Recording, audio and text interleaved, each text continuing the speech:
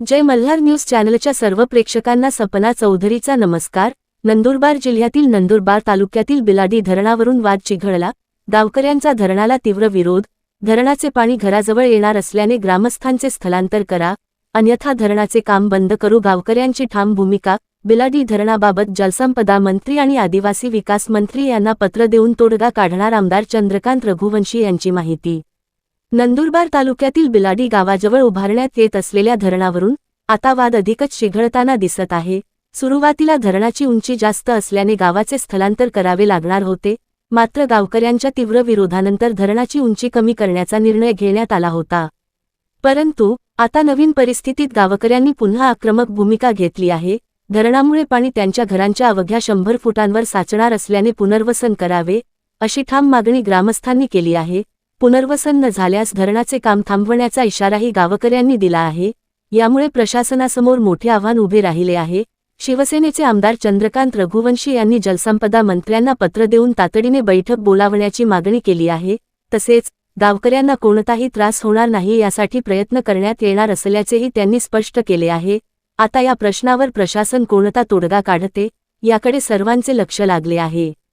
सपना चौधरी, जय Malhar news, Nandurbar. Biladi धरणाचा विषय 1995 पासून या तालुक्यामध्ये महत्त्वाचा आहे।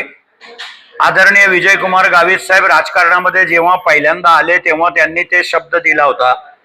दुर्दैवाने तो शब्द आजपर्यंत पूर्ण झाला नाही। आता कुठेतरी धरणाचं काम सुरू झालंय, परंतु पूर्वी धरणाची हाईट जास्त मोठी होती, त्याच्यामुळे गावाचं पुनर्वसन करावं लागत होतं। गावकऱ्यांनी थोड्याफार प्रमाणामध्ये तत्कालीन विरोध केला। सरपंचांनी बी काय केलं असेल मला माहित नाही, आज ते नाकबूल होतात की आम्ही विरोध केलेला नव्हता, पण आता तिथं गावकऱ्यांनी विरोध केला म्हणून त्यांनी धरणाची उंची कमी केली आणि पुनर्वसन गावाचं टाळलं। पुनर्वसन न करता जेवढं पाणी थांबेल तेवढं पाणी ते थांबवायचा प्रयत्न करतात आहे।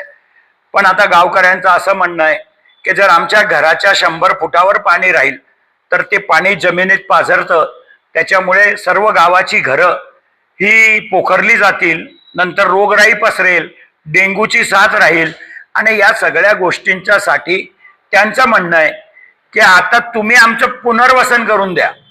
आता पुनर्वसन जर त्यांचं करायचं असेल तर जवळजवळ 1100 घरं बनवून द्यावे लागतील।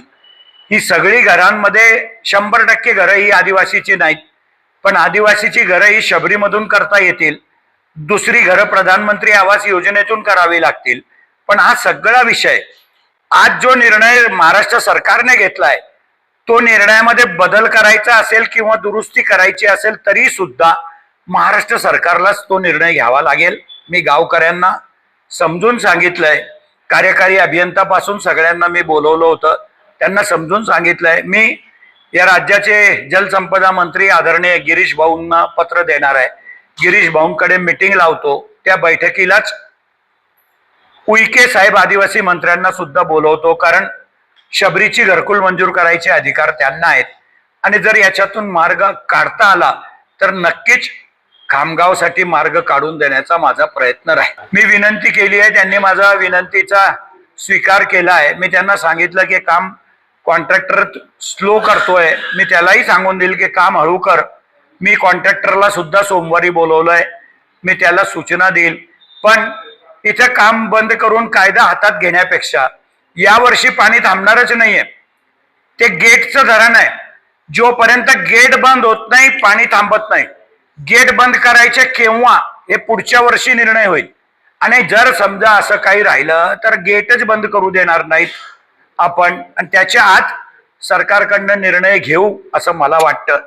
मी त्यांना समजून सांगितलं की आपल्याला गावाच्या दृष्टिकोनातून भविष्यामध्ये थेट बिलाडीच्या पुढपर्यंत लोकांना पिण्याच्या पाण्याची सोय, शेतीची सिंचन व्यवस्था हे सगळं होणार आहे।